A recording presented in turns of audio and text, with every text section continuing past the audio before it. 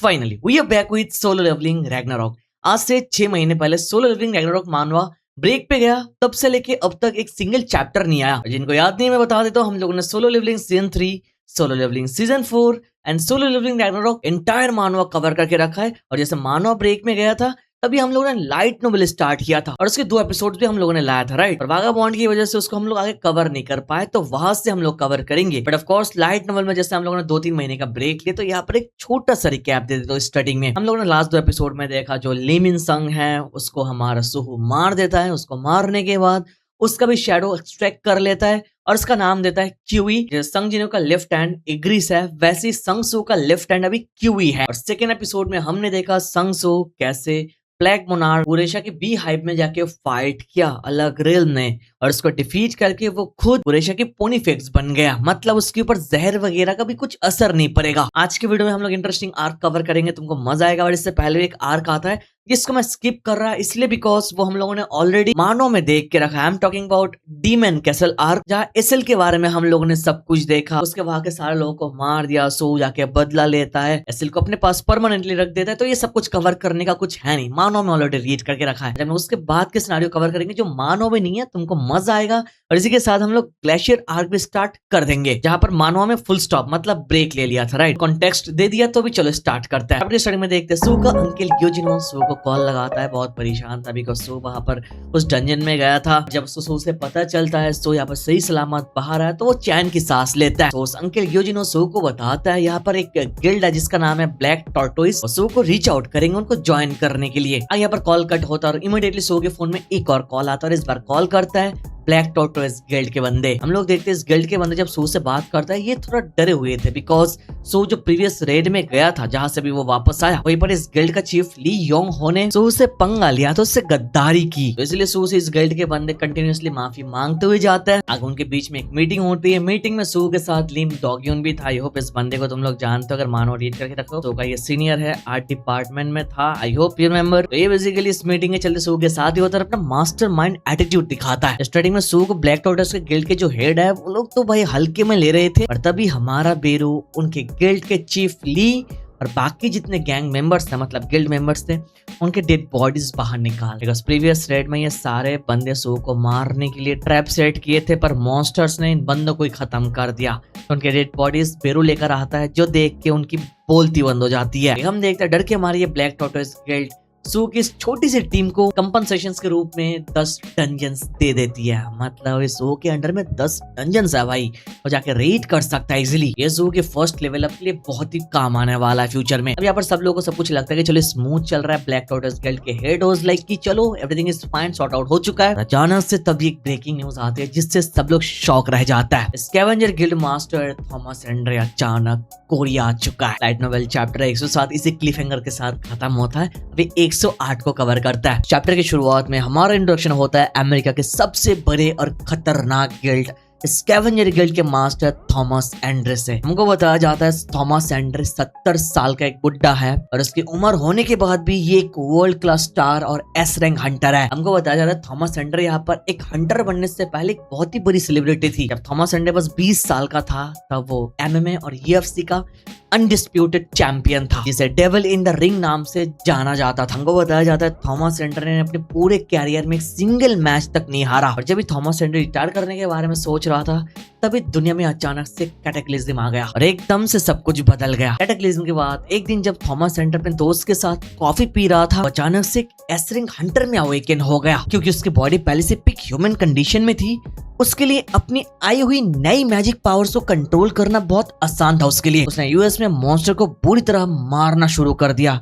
उसे रियलाइज हुआ कि रिंग कितनी छोटी थी उसके लिए, और अब मॉन्स्टर को जिंदा फाड़ने में उसको कोई गिल्ड भी नहीं होता था। लोग उसकी पूजा करने लग रहे थे भाई, बस ये सब कुछ करके वो लोगों को बचा रहा था। इसी दौरान उसका नया नाम पड़ा गोलियत। उसके आसपास जमा हुए पावर और भूखे और रेडिकल हंटर से मिलकर थॉमस एंड्रे ने आगे अपने स्कैवेंजर गिल्ड बनाया, जिनकी मनमानी से आजकल अमेरिकन गवर्नमेंट खुद भी भाई परेशान है। थॉमस एंड्रे के इस पास्ट के बारे में हमको पता चलने के बाद सीन करंट टाइमलाइन में आती है और सीन शिफ्ट होती है और हम लोग चले जाते हैं कोरिया के ह्यूनम्यू गिल्ड पर। बाकी हेड बहुत ही टेंशन में है बिकॉज उनको खबर मिली थॉमस एंड्रे अचानक कोरिया आ गया। जो एसरिंग हंटर्स है वो चलते फिरते वेपन्स होता है जो अकेले पूरे शहर को बर्बाद कर सकता है, इसलिए किसी एसरिंग हंटर का दूसरे देश में आना डेंजर का सिग्नल होता है। कोरिया के ह्यूनम्यू गिल्ड के लोग ये रीजन पता करते हैं कि यहाँ पर थॉमस एंड्रे आया क्यों। तब उनको लाइव न्यूज से पता चलता है थॉमस एंड्रे कोरिया में एक प्रोफेसी की वजह से आया। वही उस गिल्ड के बगल में सू खड़ा था। ये प्रोफेसी वाली बात सुन के न्यूज में बताता है प्रोफेसी और स्कैवेंजर गिल्ड। ये सुन के तुरंत एम्यूट की वो पिरामिड इंसिडेंट को याद करता है। आई होप तुमको याद है वहां पर क्या हुआ था। थॉमस एंड्रे कुछ बंदों को सू ने मार दिया था, इफ रिमेम्बर। आई मीन एम्यूट ने खत्म किया था, वहां पर सू के साथ भी पंगा हुआ था, राइट। हम देखते हैं थॉमस एंड्रे एयरपोर्ट में आने के बाद कैमरा के सामने खड़े होकर बताता है वो यहाँ पर आया उस मैसेंजर ऑफ डेथ या फिर वो डेथ ट्रिगर को ढूंढने के लिए जिसने उसके गिल्ड मेंबर को जान से मारा। ये लाइन सुनकर सू को 100% यकीन हो जाता है कि यहाँ पर थॉमस एंड्रे उसी को ढूंढने आया। हम देखते हैं बीरू सू दोनों परेशान हो चुके थे, इसके बारे में सोच रहे थे और सोचते अचानक से सू बताता है इसका तो कोई प्रूफ नहीं है कि उसने यहाँ पर उसके गिल्ड मेंबर्स को मारा है बिकॉज पूरे पिरामिड गिल्ड को उसने अपने साथ उठा के ले आया। भाई हम देखते हैं सू बहुत ही शेमलेस वे में बताता है कि अगर हमको कुछ पूछेगा तो हम बता देंगे, हमको कुछ पता ही नहीं बिकॉज कोई प्रूफ ही नहीं है। अब सू को ऐसे एक्ट और बात करते हुए देख के बीरू बहुत ही खुश होता है और बताता है कि छोटे शैडो मोनार्क अब बिल्कुल अपने पिता की तरह बनते जा रहा है, मतलब संगिनों की तरह। आगे हम देखते हैं दूसरी तरफ एयरपोर्ट के बाहर का नजारा दिखाया जाता है। कोरियन हंटर एसोसिएशन के हंटर जिनके लीड टीम लीडर हन जाए ह्यो कर रहे थे वह सडनली आके थॉमस एंड्रे का रास्ता रोक देता है। थॉमस उनको देखकर अपना ऑरा और हैवी प्रेशर रिलीज करता है जिससे हंग जे हो की हालत खराब हो जाती है और उसे लगता है कि उसकी मौत आज पक्की है। एक जायंट मॉन्स्टर जैसे सफोकेटिंग एनर्जी सबको दबा देती है वहां पर। तभी हम देखते हैं थॉमस एंड्रे के 30 साल पुराने फीमेल सेक्रेटरी लॉरा वहां पर थी। वो आराम से सांस लेते हुए कहती है थॉमस एंड्रे को, थॉमस ये खेलना बंद करो, मैं थक गई हूँ, चलो होटल चलता है। और हमको पता है लॉरा बस उसकी सेक्रेटरी है, कोई अवेकनिंग हंटर वगैरह नहीं है।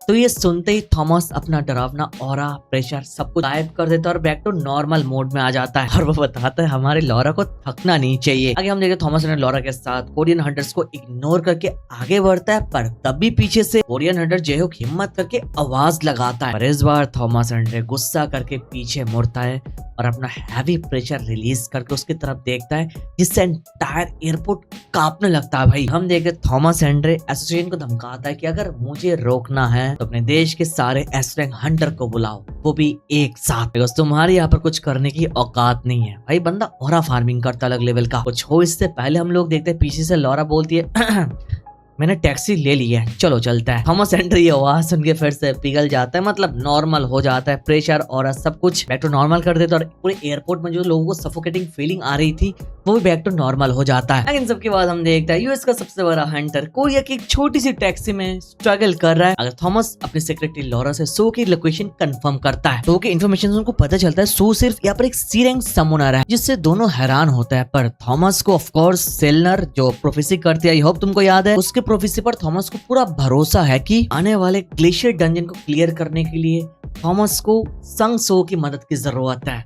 हाँ मेरे भाइयों, ग्लेशियर डंजन आर्क आ रहा है इसके बाद। और उस प्रोफेसी के लिए थॉमस एंड्रे यहाँ पर कोरिया में आया ताकि वो सो की मदद से दोनों एक साथ तो ग्लेशियर डंजन क्लियर कर पाए। सेलनर की जो प्रोफेसी है वो कभी गलत होती ही नहीं। सेलनर के ऊपर थॉमस बहुत ही ज्यादा ट्रस्ट करता है। थॉमस इस डंजन में जाने के लिए बहुत ही ज्यादा एक्साइटेड था और हम देखते हैं एक साइड में वो लिटरली भाई अपना कंट्रोल खो देता है, सो को लोकेट करता है। लोकेट करने के बाद वो खुद ही एक मॉन्स्टर की तरफ भागते हुए सो के घर की तरफ जाता है। आगे हम देखते हैं वहां पहुंचने के साथ ही वो सो के सामने अपने जायंट साइज बॉडी को लेके सो को धमकाता है, पर सो भी बिना डरे भाई थॉमस एंड्रे को लिटरली ओल्ड मैन मतलब बुढ़ा बुलाता है। अब ये सुनकर थॉमस एंड्रे का ईगो बुरी तरह हर्ट होता है और वो गुस्से में सो को टेस्ट करने के लिए अपना भयंकर एसरेंग ग्रेविटेशनल प्रेशर रिलीज कर देता है जिसे जमीन में दरारें पड़ने लगती है। पर एंड में एक खतरनाक क्लिफ हैंगर आता है जहां थॉमस एंड्रे कंप्लीटली शॉक रह जाता है क्योंकि इतने खतरनाक प्रेशर और ऑरा के बाद भी एक सी रैंक हंटर होने के बाद भी सूहू वहां बिना हिले बिल्कुल आराम से खड़ा होता है। लेकिन थॉमस को एक बात का अंदाजा बिल्कुल भी नहीं था, हंटर्स की ताकत सिर्फ उनके मैजिकल पावर से डिफाइन नहीं होती। जैसे थॉमस एंड्रे उसके अवेकनिंग से पहले स्ट्रॉन्ग था वैसे ही हाल सू का भी है। सो की मैजिकल पावर भले एक एस रैंक के आगे कम हो लेकिन उसकी फिजिकल स्ट्रेंथ नेक्स्ट लेवल पर है। सो का डेली डंजन में जाना, क्वेस्ट कंप्लीट करना, ट्रेनिंग करना, ये सब कुछ उसके लेवल अप का प्रोसेस है। थॉमस एंडे के भारी ग्रेविटेशनल फोर्स को झेलते हुए सो के फेस पे कॉन्फिडेंट स्माइल आ जाती है। जैसे थॉमस एंडे और भी गुस्सा हो जाता है, सो को बताता है भले सो यहाँ पर प्रोफेसी चाइल्ड हो बट इसको वो अपनी औकात दिखाएगा। यहाँ पर सो के पास दो ऑप्शन है, लड़ना या पीछे हटना।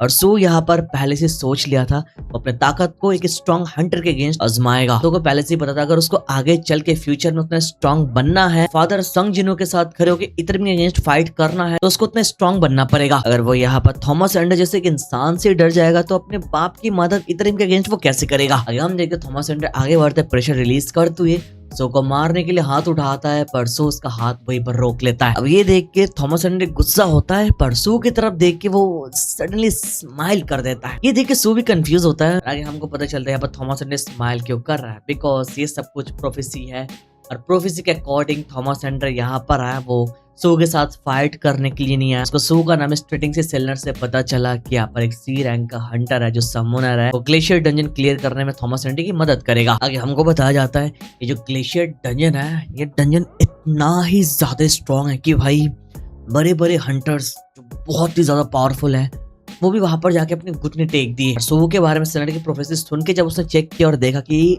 हंटर बस एक सी रैंक समोनर है, अब ये देख के थॉमस एंडर की ईगो हर्ट होती है कि ये सी रैंक हंटर मेरी मदद करेगा। और जब सो उसके सामने डट के खड़ा है, ये देख के उसको थोड़ा भरोसा होने लगता है। पर आगे थॉमस बताता है तो सू का एक हाथ उखाड़ लेगा, देखेगा सू इस सब कुछ झेल पाते या फिर नहीं। बाद में वो हिलर को यूज करके उसका हाथ दोबारा जोड़ देगा। थॉमस एंडर ये करे इससे पहले लॉरा दूर से चिल्ला के थॉमस एंडर को उसके असली मकसद याद दिलाती है, पर थॉमस एंडर तो पागल है भाई, किसी की नहीं सुनता है। हम देखते हैं थॉमस एंडर सो को पकड़ लेता है और उसका पकड़ और भी मजबूत कर लेता है, जिसे सो स्ट्रगल करता है पर नीचे नहीं झुकता।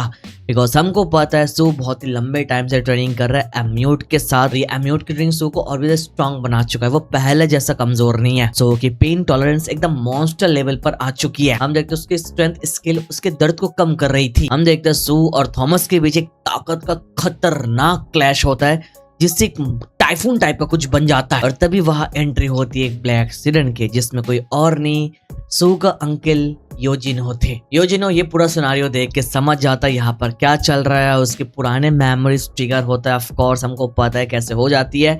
और ये ट्रिगर होने के साथ उसको पता चल जाता है थॉमस एंडर प्रीवियस टाइमलाइन में क्या करके रखा है, लाइक जिन्हो को पकड़ के उसको बहुत ही जोर तोड़ से मारा, बिकॉज वो संग जिनो का वीकनेस था। I hope you remember. फिर संग जिनो आके थॉमस एंडर को पेल दिया था, वो सब कुछ वो याद करके बिना टाइम वेस्ट किए वो लॉरा के पास जाके खड़ा हो जाता है। जिनो बहुत ही शांत और रिस्पेक्टफुल वे में थॉमस एंडर को रुकने के लिए बोलता है, वो अपने आप को इंट्रोड्यूस करता है, वो बताता है वो आजिन सॉफ्ट का सीईओ है। थॉमस एंडर अपना पूरा जोर यूज कर रहा था, सो के ऊपर रुकने का नाम नहीं लेता है। वहीं पर हम देखते हैं लॉरा चिल्ला के थॉमस एंडर को रुकने के लिए बोलती है और बताती है यहाँ पर जो जिन्हो है उनके गिल्ड के सबसे बड़े शेयर होल्डर है। और ये सुनते ही थॉमस एंडर की सारी भयंकर ऑरा एक झटके में गायब हो जाती है। हमको पता है थॉमस एंडर को क्या चाहिए, बस पैसों से मतलब है भाई।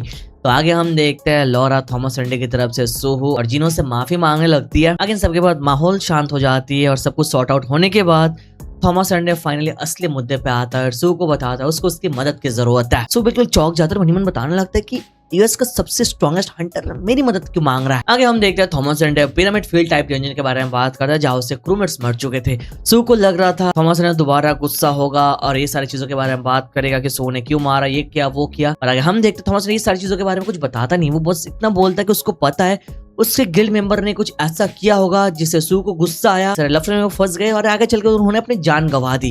बताता है उसके पास कोई सबूत नहीं है कि उनको सू नहीं मारा है। बताता है वो सारे मेंबर्स को सू के साथ दुश्मनी नहीं करनी चाहिए थी। आगे थॉमस ने सू को बताता है वो यहाँ पर आया सू को इसलिए चुना बिकॉज ये सेलर की प्रोफेसी है और सेलर की प्रोफेसी आज तक कभी गलत नहीं हुई। अगर सू तो सवाल करता है क्योंकि ठीक है चलो समझ गया प्रोफेसी है, तुमको मेरी मदद की जरूरत है और तुमको कैसी मदद की जरूरत है।